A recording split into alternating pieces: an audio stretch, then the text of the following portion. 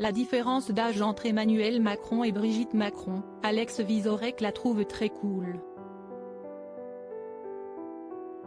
Attiré par les femmes mûres, l'humoriste explique dans l'édition du 2 février de Public, qu'il soit arrivé en disant « Voilà, si STL, j'aime bien ». Et puis, elle a la classe, Brigitte, note le comédien belge. Je pense personnellement que les femmes sont beaucoup plus intéressantes à 40 ans qu'à 23, même si bien sûr, il y a des exceptions.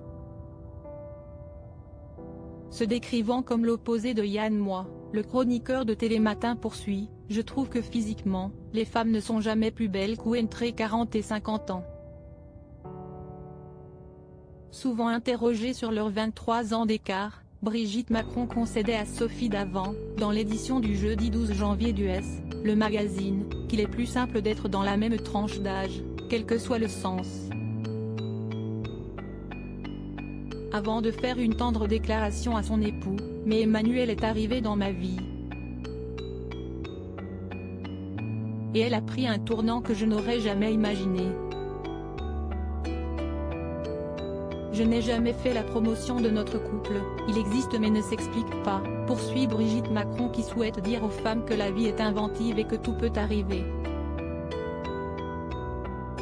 Supérieur à Emmanuel et Brigitte Macron en balade sur la plage du Touquet. La réponse de Brigitte Macron aux critiques sur sa différence d'âge avec Emmanuel Macron face aux nombreuses critiques et remarques sur son couple, la première dame a fait le choix de n'écouter que Sébastien, Laurence et Tiphaine, mes enfants.